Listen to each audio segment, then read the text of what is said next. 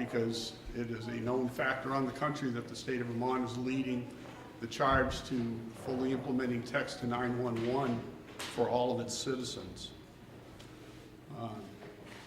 Text to 911 has been one of those topics in the 911 industry. Is probably next to funding, which always comes in first place. It's probably the second hottest topic in the 911 industry right now. When I first came to work for the 911 board 2.5 years ago, I very quickly heard about this concept and had a chance to discuss it with some of my peers at a meeting out in California with the other state 911 directors. And I can tell you that there was a lot of concern about moving forward in implementing text to 911.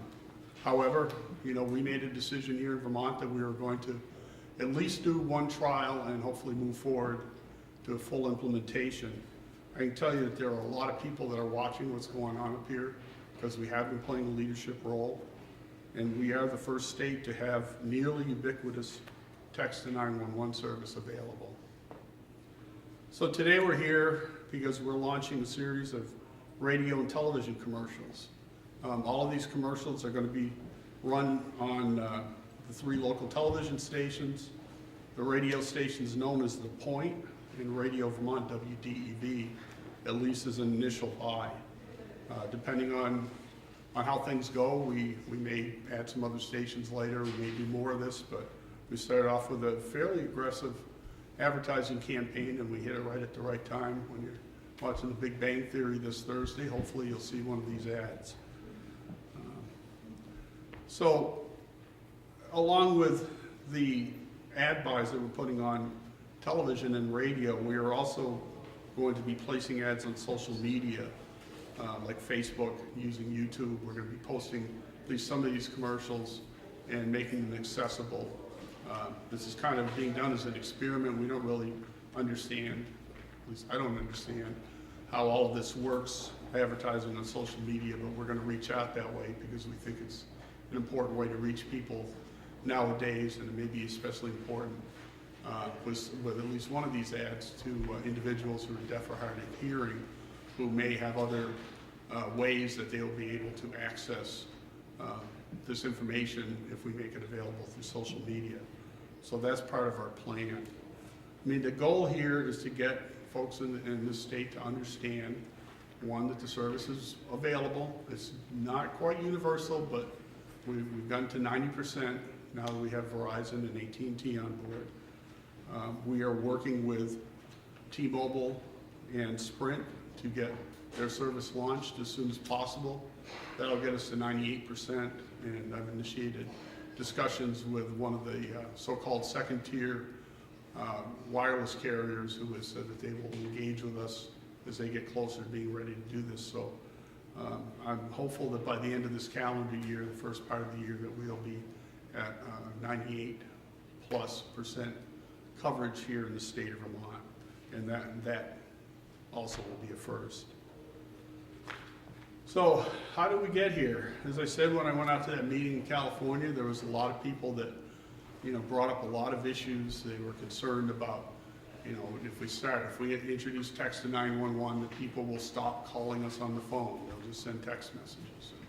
They're concerned that those text messages would include a lot of text slang, and there were people that were concerned that kids, I'm not a kid anymore, but kids, people under a third my age, I guess, would take advantage of the opportunity and misuse it. I would describe those as kind of urban legends. Our experience from running a trial starting in April of 2012 with Verizon, we ran a similar trial with Sprint for 5 months near the end of 2012 and into the beginning of this year, and now with AT&T on board, we haven't run into those situations. We just simply haven't. It's not that we have never gotten an inappropriate text, but we sometimes get inappropriate voice calls on the 911 system, and there's nothing about this text solution that makes me think that it's going to be any worse or it's going to create any burdens. Bottom line is, if you are able to make a voice call to 911, you should do that. It's still the most efficient and effective way to quickly communicate an emergency. But if you're somebody that can't speak or hear, or you're in a dangerous situation where calling 911 could increase the danger to yourself, could be a break-in, it could be a domestic violence situation, it could be a lot of things. This is opening up the 911 system in Vermont to individuals who haven't been able to directly access the system, and we think that that's important. We are not finding people are using text instead of the telephone. Since we put up the first trial in April of 2012, we've had just over 200 texts come in, but most of those have been tests as we were setting up the various trials. We've had some notable interventions as a result of, first of all, the Verizon text trial. We were able to intervene and stop a suicide in progress. We were able to intervene in the domestic violence situation. We've had some other crimes reported that weren't necessarily emergencies, but they were still crimes, and we were able to deal with the person who had sent the text in that manner. So we don't have a lot of experience, and we don't expect this to be used a lot, but in those circumstances where it's useful, it was certainly a good thing to have. And I've never gone back and asked the person whose life we saved or the domestic violence victim what they thought of the service, but I would bet that they wouldn't say that it wasn't a good thing to do. So we're very pleased with what we've been able to do in this short period of time. Basically what this means and why we're doing it, texting 911 can save lives. I just gave you a couple of examples. Subsequent to those first two examples, we had another situation where we successfully intervened in a suicide in progress.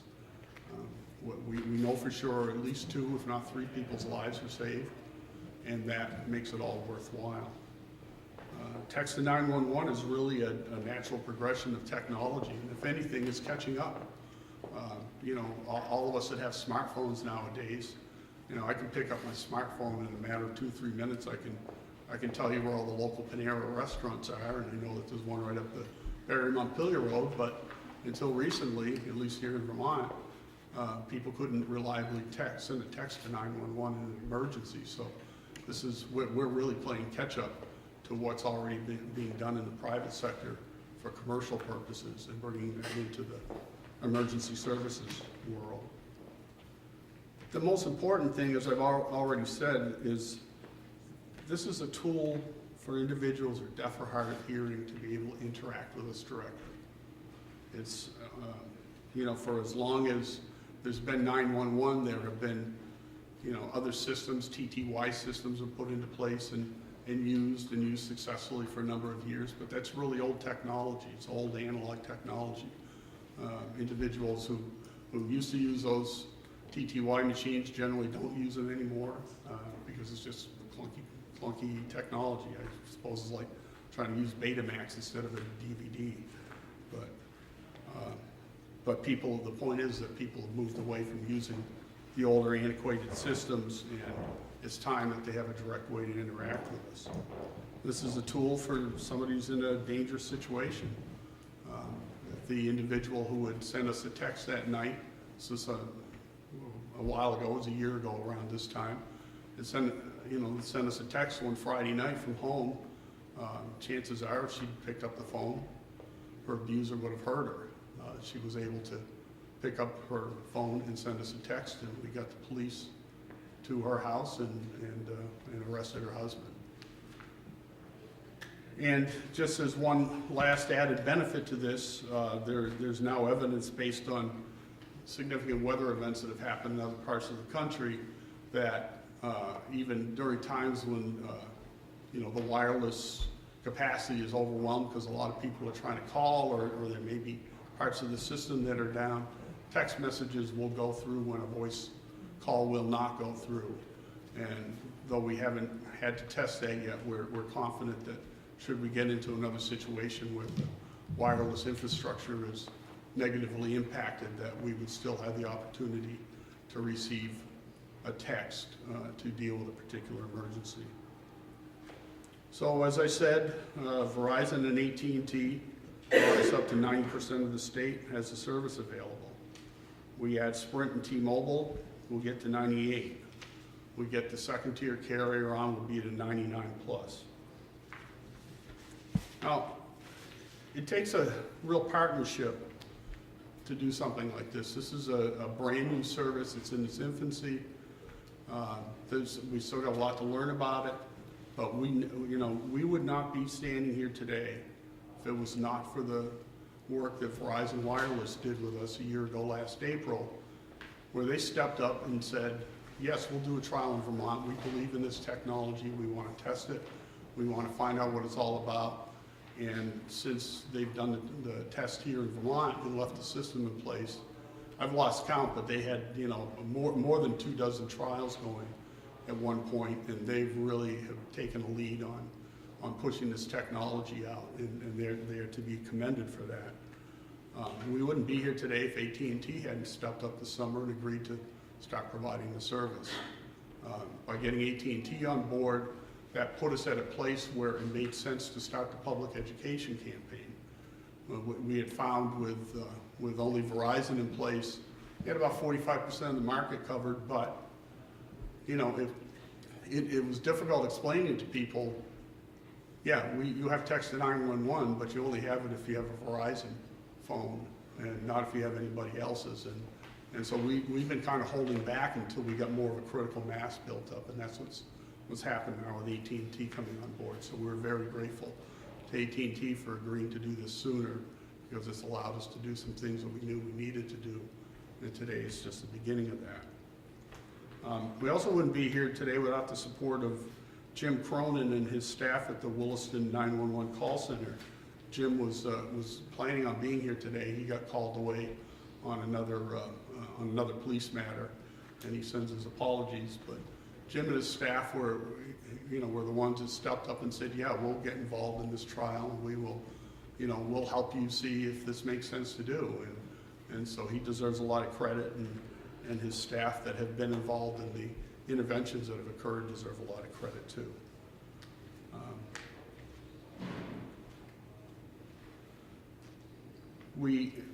I'm sorry, and we also wouldn't be here today, and I don't want to forget this at all. We have a technology partner here in Vermont. They're called Intrado, and they're the ones that provide our call distribution system, all the telephony, all the technology that's used as part of the 911 call taking, and they played a big role with getting this service set up here in Vermont. It's relatively new for Intrado. I don't think we were their first customer, but this is still very early on, and Intrado's put a lot of time and effort and initiative into helping us get this set up and do it in a way that's effective for the citizens of Vermont, and we owe a big debt of gratitude to Intrado for their help. So what I want to do right now, and I'm either going to do this right or I'm going to show you that I'm a Luddite. I'm going to send a text to 911. Turn on Siri.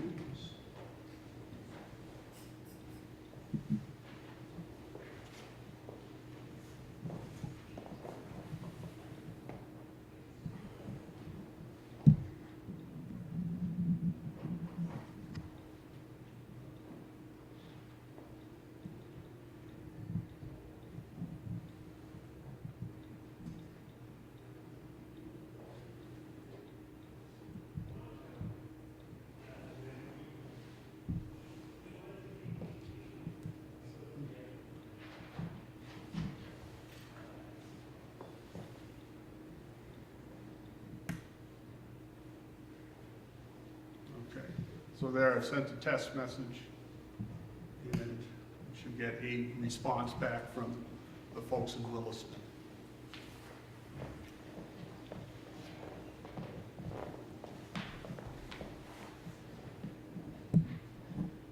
Is that showing up okay, Steve, on there? Yeah.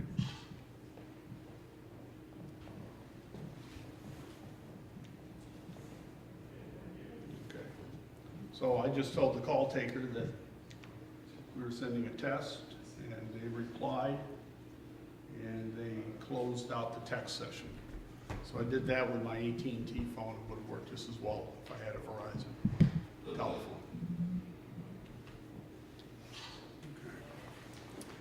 So there remains a lot of work to do. The current text to 911 solutions don't provide accurate location information to tell us the location of the person who's sending us a text. People that have been around 911 longer than I have may remember that in the very beginning of telephone 911, there was no such thing as location information, and that was something that was added after the systems were put in place and as technology was developed to support it. And we originally had location information for landline calls, and then of course wireless calls came, and it took a period of time to build in location information because it was a different technology. We fully expect that that's going to come.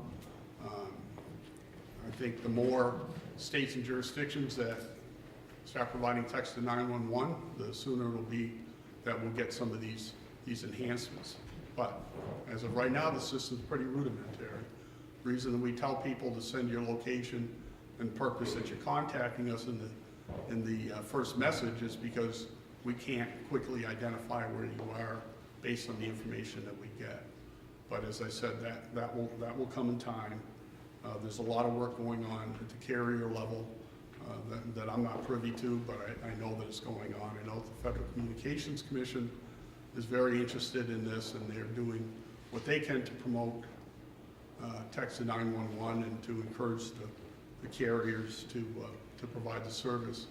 All four of the nationwide carriers, AT&T, Verizon, T-Mobile, and Sprint, all agreed last December to provide the service by May of next year. So the fact that we got AT&T on board now, we got them sooner, and as I said, I'm hoping T-Mobile and Sprint will be there as well by the end of this calendar year. You know, there are a lot of people that said that we shouldn't do this. You know, I got into quite an altercation, verbal argument with one of my peers from another state who was absolutely insistent that we were making a mistake doing this. I said, you know, you shouldn't do this until they solved all the location accuracy issues and things like that. And you know, I guess in the end we just decided that we weren't going to let the perfect be the enemy of the good.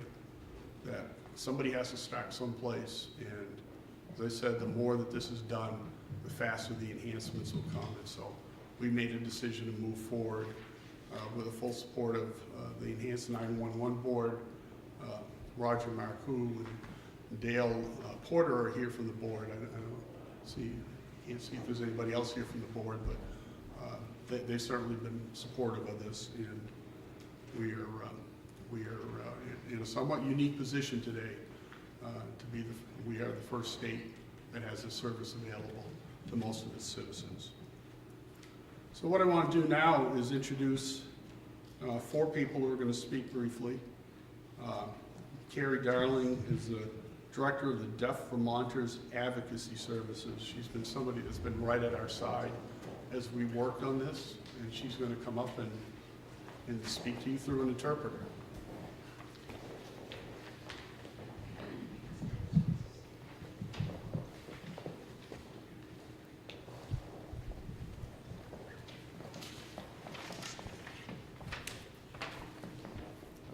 Hello, my name is Carrie Darling.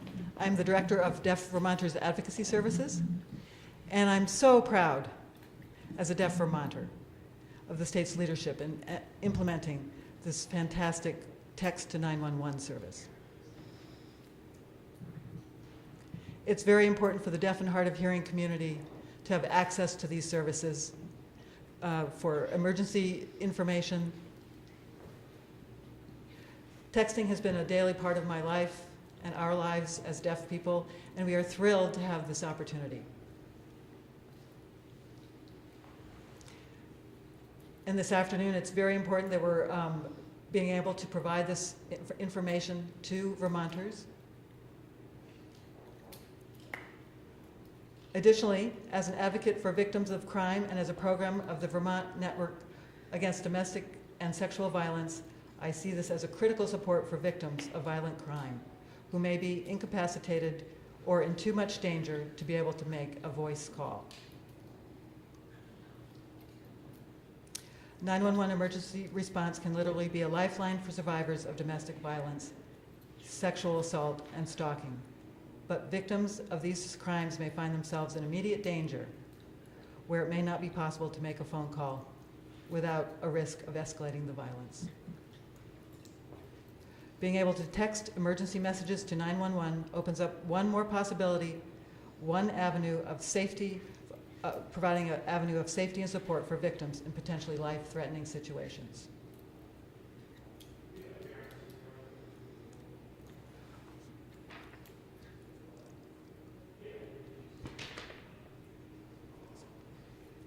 This opens up so many different avenues for people to get help and services. We are grateful for the Vermont Enhanced 911 Board and our wireless carriers for making this groundbreaking service available to Vermonters.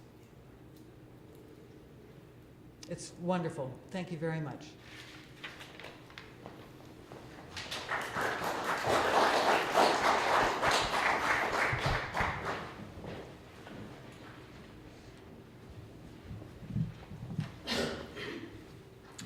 Okay. Next, I want to ask Paul Guest, who is the Director for Product Management from Intrado, to come up and say a few words. Paul was nice enough to come down from Montreal today to join us. Paul Guest. Good afternoon. My name is Paul Guest, and I'm with Intrado. I'm first going to start off by apologizing. I'm terribly congested, but I'm going to power through just a brief couple of notes in recognition of this very important day. Intrado would like to commend Dave Tucker and the Vermont Enhanced 911 Board for their leadership and vision in accelerating text to 911 for the citizens of Vermont.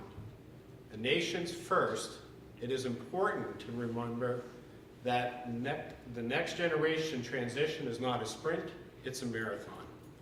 And Intrado is proud to be a technology partner to the Vermont Enhanced 911 Board in bringing this life-saving technology and looking forward to developing enhancements including location, video, pictures, and the ability to go wherever you want in the nation and have the same level of service that Dave Tucker and the Vermont Enhanced 911 Board are bringing to its citizens today. Apologies for the choppy speech. Thank you very much. Merci.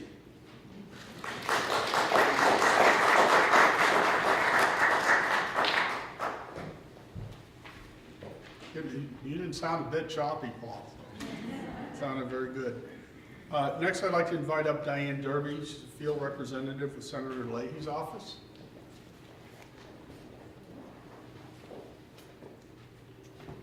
Hello, thanks for having me. On behalf of Senator Leahy, I just want to congratulate the board, David, all of the partners who have made this happen. It's obviously a very critical link for victims, survivors of domestic abuse, for hard of hearing, for many people in Vermont to make sure that they have the capacity to reach police, fire, and whatever other emergency services in a very quick fashion. Senator Leahy is the lead sponsor of the Violence Against Women Act, so our office works closely with the Vermont Network and a lot of other domestic violence and sexual assault support groups, the advocates. They know best just how critically important this is. When we say it's a matter of life or death, it's not a hyperbolic term. It's absolutely right. So on behalf of Senator Leahy, thank you very much for all the work you've done.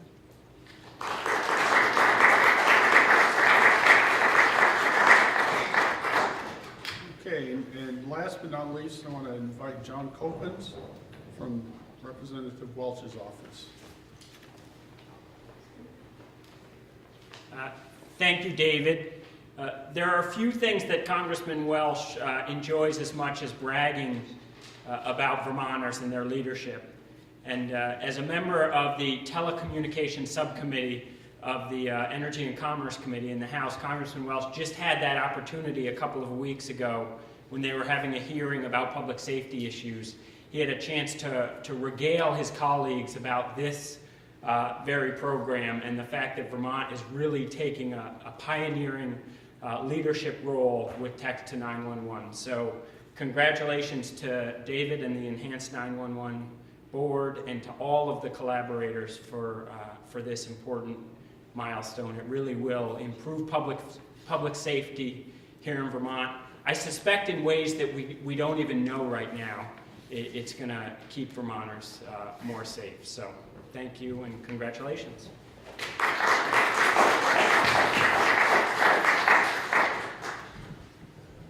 Okay, well, the next thing we're going to do is we're going to run the 4 commercials that have been produced. 2 of them, don't start them yet, Steve. 2 of them are for radio. They were produced here locally by the production staff at the Point FM radio stations. And so they produced the 2 radio ads. As I said earlier, those will be running on the Point and on Radio Vermont WDEV starting today. We also have 2 videos, TV commercials that will begin running tonight. And one of them we had produced specifically for the deaf and hard of hearing population, and you'll see that in a minute. Before we run those commercials, I want to thank a number of people who helped with this. First and foremost, Don Anderson and my staff. You can wave so everybody knows who you are. Don Anderson, when she's not winning dragon boat races in New Jersey, is what she just did last weekend before last, right? Her team came in first. I won't say in which age group. I think it was 35 and under, but her team came in first in the national competition, so that's pretty cool. But when she's not doing that, she works in the office, and she's head of our public education initiative. Steve LaRose, who many of you know, he's our media consultant. He's done an excellent job steering us in the right direction, getting things lined up, or making arrangements. We could not have done this without Steve's help. Carrie Darling, of course, who I've already recognized for all of the stuff she's done for us and with us. Sarah Kenny and Channy Waterhouse from the Vermont Network Against Domestic and Sexual Violence. Emily DeWitt from Women Helping Battered Women. And Rachel Bowles, who starred in the video produced in the deaf community. Also the production folks at WCAX who helped with the shooting of the commercials, and again the excellent staff at the Point who helped us with the radio commercials and produced them. Also Rosie Wolf-Williams, who was the actress in the other advertisement, and Claire McCaffrey, who's a makeup artist that worked, they both worked with Steve on producing the commercials. And everybody did a great job.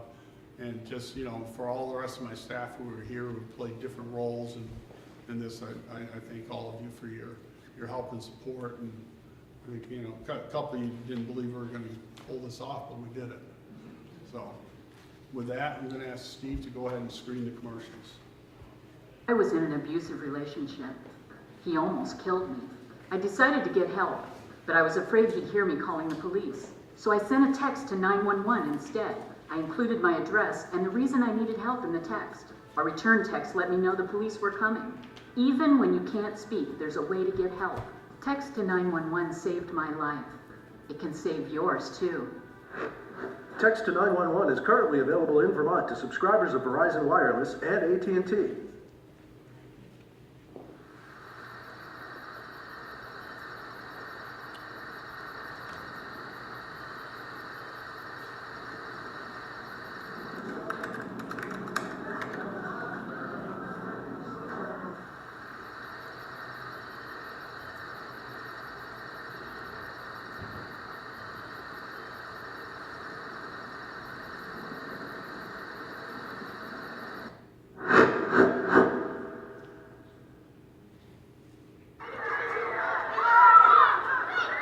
We live in a great neighborhood and it's usually pretty safe, but the other night we had a bad scare. Burglars broke into our house. We were sleeping upstairs and the noise woke us up. It sounded like there were several of them. We were afraid they'd hear us if we called 911, so we sent a text message instead. We put 911 in the Send To field. In the first message, we gave our address and the reason why we needed help. The 911 operator quickly sent a reply text letting us know that the police were coming. We're out of here.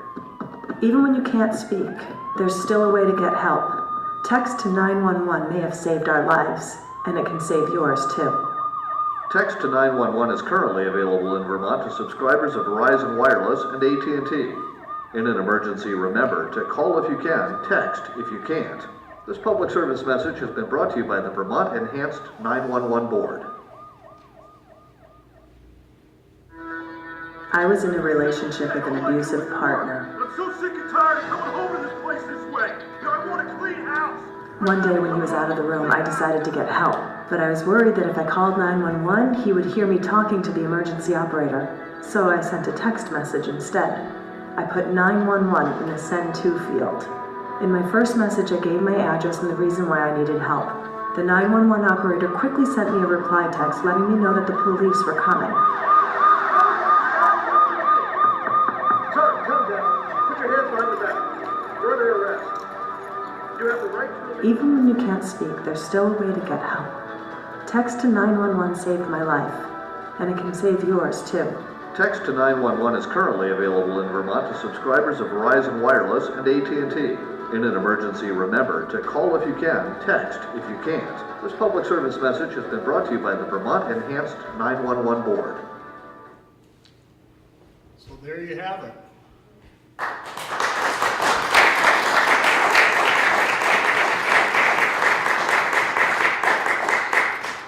Okay. Before we end, I just thought, I don't know if anybody has any questions. If you have any questions, go ahead.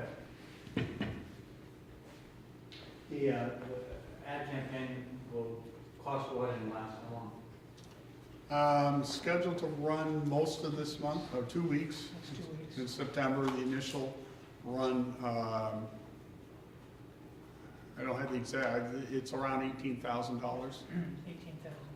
Hmm? 18,000. 18,000, right, yeah, well, I did remember it, so, yeah. This is, this is the first phase, we're gonna see how things go. This isn't gonna be a one-time deal where this is the only time we ever do something, but to get started, that's what we've done. How many other states have similar capability at this moment? None of them. There are trials that are going on in a variety of different locations, mostly at the county level. There was some earlier work done in Iowa out of Black Hawk County, which I'm a little confused about because some people have told me it only applied to their county and others said it was statewide, but we are clearly the only state that has this extensive coverage or this extensive availability for the service at this time. One last thing, suppose the address, you're nowhere without the address, is that right? You can't triangulate or as you can with voice calls, is that it? We currently cannot triangulate as we do with voice calls. What we ended up doing in that case where we intervened in the suicide, we do get a phone number. If the person also has a voice playing on their phone, we do get the phone number, and we were and the person the only thing it sent us at first was a street address, and so the call taker who took the text asked somebody else to give them a hand, and they did a search through the records. Fortunately, it was a unique enough street address that didn't turn up. It wasn't like 100 Main Street. It would have turned up in 100 towns. It was unique enough that gave us a clue, and they're also able to reach out to the wireless carrier and confirm the location. They have an exigent circumstances policy in place, and they very quickly provided that information, and that really enabled the response that we got. So to work most effectively, tell us what we need to know. To work most effectively, when you first send a text, you should state where you are and what the nature of the emergency is. The sooner we have a fix on your location, the quicker we can get a responder there.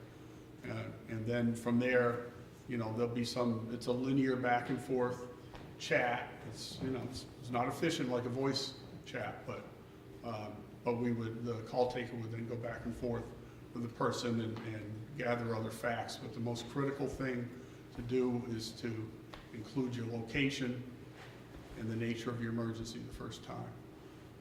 Eventually as I said earlier, we believe we'll get location information and that would become less important, although we would probably still always confirm it. But until we do get that from the carriers, we need people to send it to us. How many emergencies have you catered to since you started the trial? About 15. Yeah. That was how long ago? We started the first trial in April of 2012 with Verizon. So, And how many of those 15 were cranks or bogus? well, we've taken over 185 texts. Most of those were tests.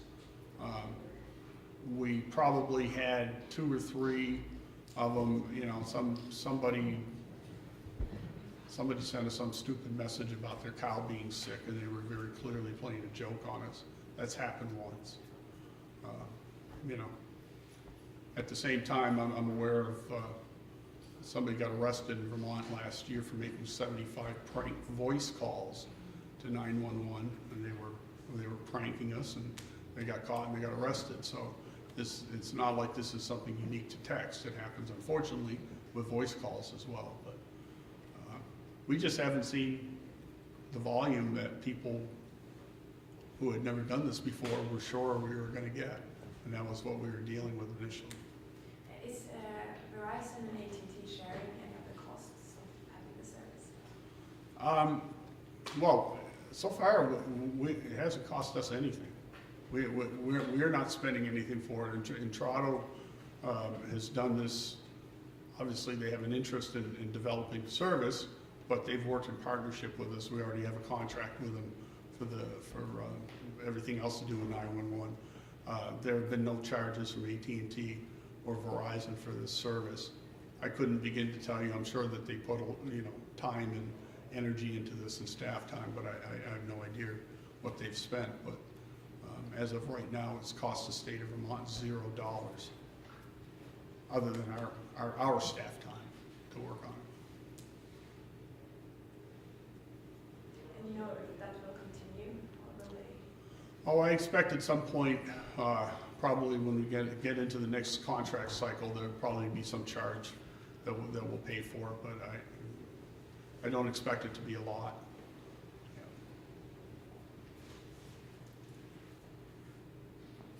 Anybody else? Well, thank you again for coming. I really appreciate everybody coming down today for this, and thank you.